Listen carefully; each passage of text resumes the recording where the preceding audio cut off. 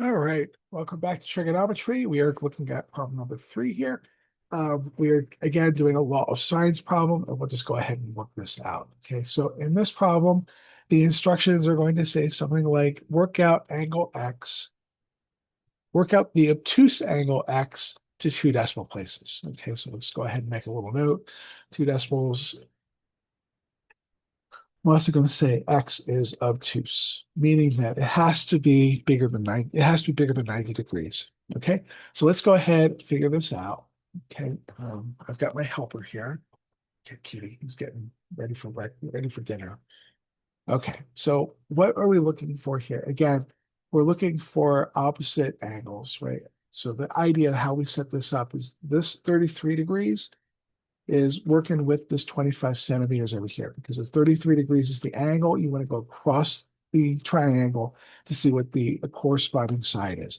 This 43 centimeters and this X, those guys are friends. Those guys are pairs. All right.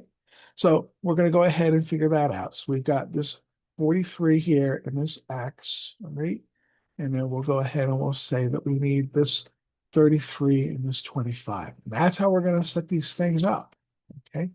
So we go back to this. We'll say, okay, we're looking for an angle. So we're going to say, okay, I need the sine of 33 degrees is to the 25 centimeters is equal to, and now I want the sine of angle x, because I don't know what this is going to be, is to the 43 centimeters. All right. And that's kind of how we're sorting out our angles here. We're going to solve for x. So multiply both sides by 43. So I've got my 43 over my 25. They were both in centimeters, so that canceled. Times the sine of 33 degrees is equal to the sine of x. All right. I'm going to take a little pause there and actually calculate this thing out. The calculator, again, we're going to go to 4 decimal places to see what we have there. So we have 43. Let's make sure that we turned on, make sure that we are in degree mode. We are. So we're going to say we have 43 divided by 25 equals, and then times sine of 33. Now, here's the thing. If I got a number that was bigger than 1, then we don't have a triangle because that doesn't work, right? So we got 0.9368. Okay, we're going to sit there. We can say that sine x equals 0.9. We'll go ahead and read those off again. 9368. 9368. And that's what we have. Now, the next thing we have to do is we have to figure out the angle. We know what the sine of the angle is. Okay, great. So we're going to take the inverse sine of both sides. So I want inverse sine of 0.9368. And we're going to see what happens here. So we're going to go ahead and do that. So we have second function sine, second function answer, and we're going to get an angle. We got 69.52 degrees, 69.52. Now, is 69.52 degrees an obtuse angle?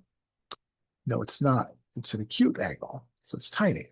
So what we have to do is we have to say 180 minus. So this is one of those ambiguous cases. If I go back up to my picture here, we have a side, a side, right? We've this side, and an angle. So we have this side angle case that we have to deal with. So that's like, well, we could have gotten 2 triangles.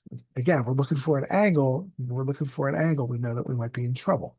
So we're going to try to figure out like what angle in the second quadrant is actually going to do this for me. So I need 180 minus that answer. Okay.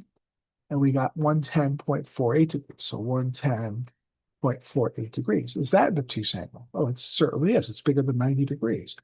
We only had to do it to 2 decimal places. If that's the answer I'm going to be happy with, that's the one I'm going to report for my answer. Okay, it's an obtuse angle. And again, I could have written the problem where it says go ahead and solve both triangles, but like that's a lot of work. And like, I don't like to do that either. So I try to I try to skinny it down a little bit so you're not dealing with 2 triangles and getting lost and trying to figure that out. It's like one of, give you the other piece of information. The angle has to be obtuse. So that's how we're going to figure that out. Okay. So hopefully that was helpful to us. And we'll go ahead and we'll say, thank you very much for watching the video, and I will see you in the next one. Take care.